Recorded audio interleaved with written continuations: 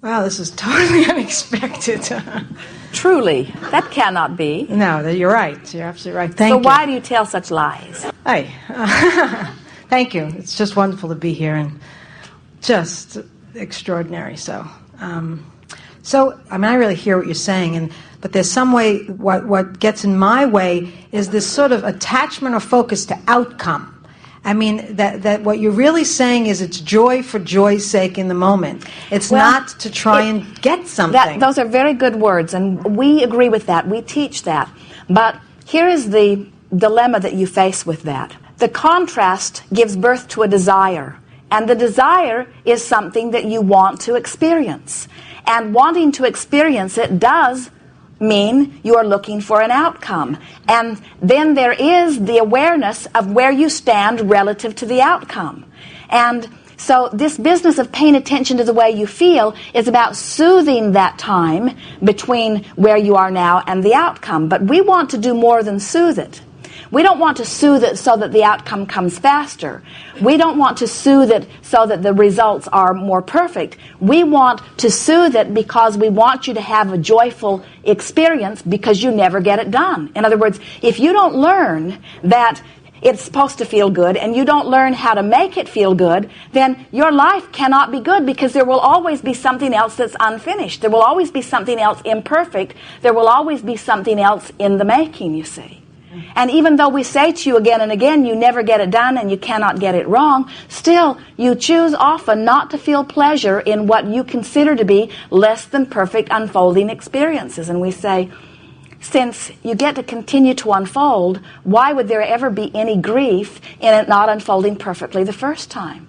That would be like watching a child beginning to walk and saying, get up, you little dummy. Get up, you little dummy. Why can't you walk? You don't do that with children. You enjoy every bit of progress they make to a certain point. In other words, you like it when they're not crawling, and then you like it when they crawl, and then you like it when they find their balance, and you clap when they take their first steps, and you like it when they begin to run, and you like it when they adjust their skills. Why is it that you are so ready to have your human experience cap out at some sort of completion? Why is it that you say, this is prime of life? This is as far as your feeling of wanting love is, and this is as far as your feeling of progress is. In other words, at what point should we decide that we should start feeling negative about our experience? And we say never, never. Just continue to be this ongoing, always evolving, always expanding person, always standing in a perfect place. Always standing in a perfect place, because the universe is always hearing you. And your experience is always valid and valuable. And your asking is always important. And the expansion of the universe happens because of it. And good comes from everything that you are and be. And so why not lighten up? Why not start to love yourself more? Why scrutinize your every experience and demand perfection? Why not say, I'm a work in progress and I'm enjoying the expansion? Why was it only fun when you went from crawling to walking? Why can't it be fun when you're learning how to interact with people? Why can't it be fun when you have negative emotion that you didn't mean to have, and then you work harder and have more positive emotion more of the time? In other words, why can't all of the progress be fun? Why can't all of the expansion be fun? Well, it just occurred to me, boom, that, I think one of the things that was going on for me was that a certain outcome meant that I was worthy. I was measuring my worthiness by the quality of the outcome, which is totally ridiculous. Well, that's because instead of using your joy as your success meter, yes, you have been using the appreciation of others. In other words, oh wow, others say to you, this makes me happy and this makes me sad, so if you want to make me happy, you need to do this. So you learn to perform by other standards in the quest for their appreciation. And that's why we say, all their appreciation ever did was be a catalyst to hook you up to source energy. Why not go directly to the root of your source energy? So why not leave everybody else and what they think out of the equation? And when you learn to leave everybody else and what they think out of the equation, then you can go directly to the thought which feels better, and then life is fun right now. You see, as you compare yourself with each other, there's always someone who has had more evolution on some subject. All genius is attention to a subject, because law of attraction does all of the work. So if someone gives attention to a subject and they don't divert the attention by looking at a lot of other things, or more importantly, looking at the opposite of that thing, then they're going to have expansion in that experience. Everything that you know about you, there is someone else who has advanced it further. And if you are evaluating your value by your comparison with other attractors, then you shoot yourself in the foot over and over again. But when you stand back and you say, wait a minute, I've been involved in many things. I didn't give my attention only to that one thing.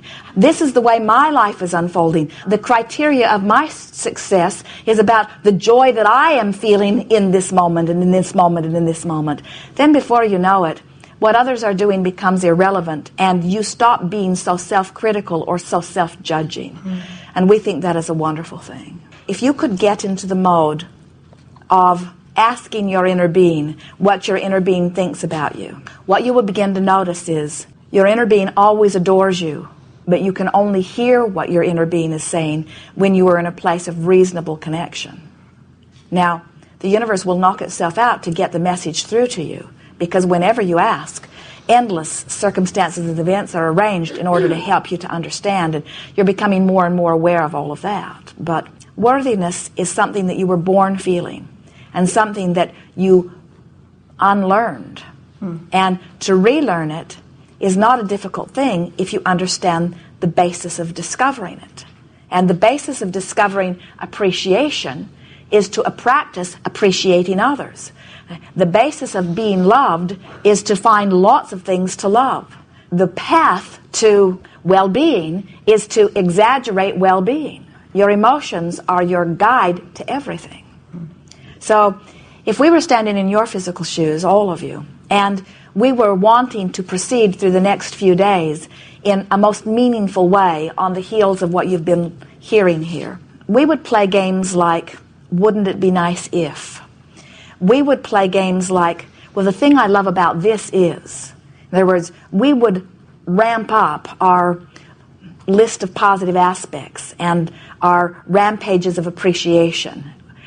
As Esther looked out of the window of her sleeping suite just now and saw many of you out in the courtyards visiting and sitting and sunning, she said, look at them, the little baskers. And Jerry says you have to be careful who you say that to. You might be misunderstood. But she loved that so many of you were deliberately looking for a moment in time where you could find a reason to feel good. And that is the way we would spend our life. That is the most valuable use of time.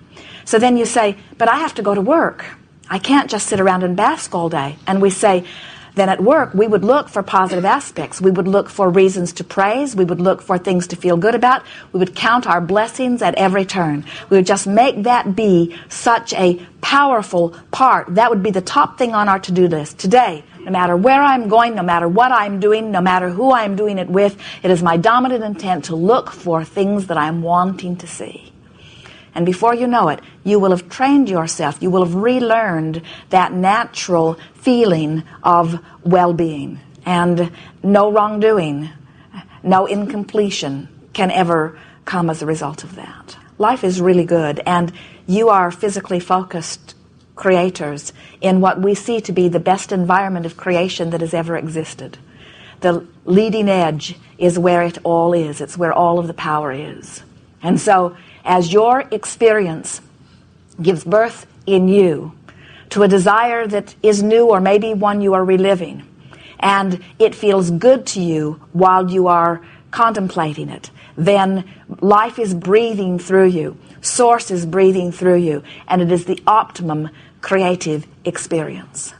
See yourself as the directors of the energy that creates worlds, and see the energy as understanding you and caressing you and gently opening before you the next wonderful experience. And trust that that energy that is your legacy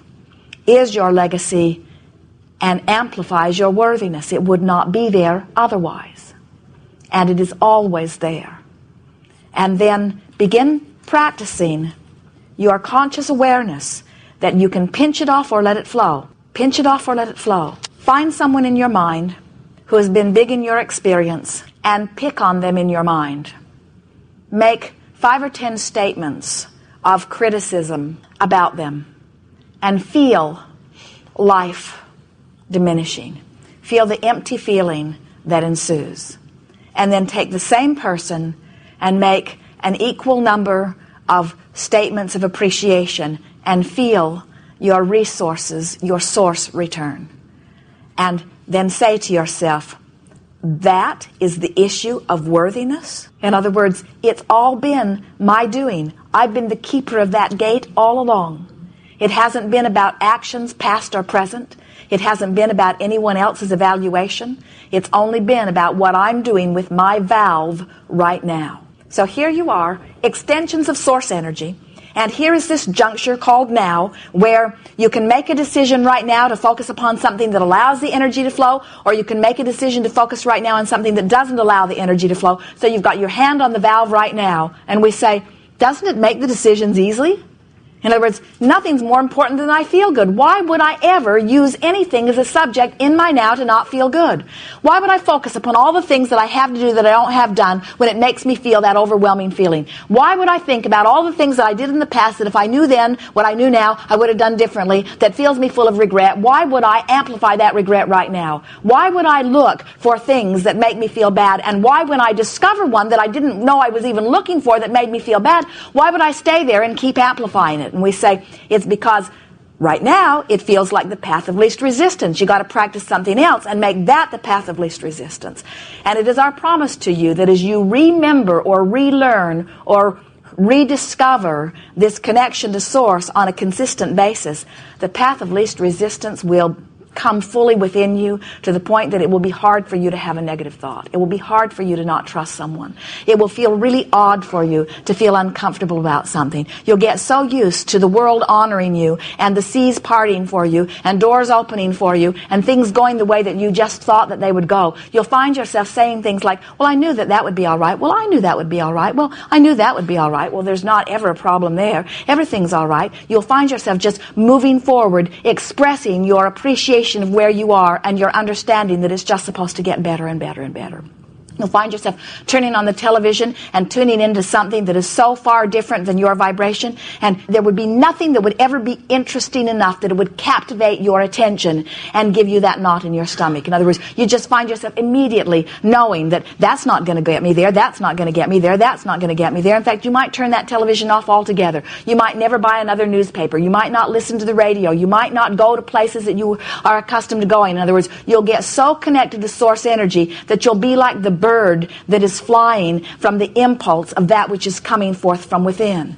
People say, oh, how do those birds know to migrate? Were they born with little maps in their head? Do they have some sort of sonar? And we say, no, they're tuned in, tapped in, turned on. They've got this direct link to the broader view that has an aerial view of the energy grid. In other words, source energy knows that they are looking for well-being and gives them an in-the-moment impulse that will ultimately lead them to where they're wanting to be. And none of you are different from that. You have moment by moment, second by second guidance. Source energy is aware of you, knows everything that you've ever wanted, heard everything that you've ever said in relationship to what you wanted, understands fully every amended desire that you've ever held, and agrees totally that you are the deserving, worthy recipient of all of these things, and is knocking itself out in endless, never-ending ways, setting up circumstances and events to accommodate you on everything that you want, big or small, and is in every single moment of your experience opening doors, opening doors, opening doors, and is saying things to you constantly like, there it is, look over there. There it is, how about over here? There it is, look over there. What about that? There it is, there it is, there it is, there it is, there it is. How about this? How about that? Look over there. There it is, there it is. Your inner being and source is saying, we are adoring you. Here is the loving gesture that will get you to where you're wanting to go. Look over there, look over there, look over there, look it over there. Beloved, look over there. And then you say, well, I don't feel worthy. And we say, the universe revolves around you. The earth spins in its orbit. You are here in the perfect platform. Source energy is surrounding you. Your every desire or whim, big or small, is being answered. There could not be a better, more deserving experience, you say. Practice those thoughts. Practice those thoughts. And let yourself be the now realizer of these things.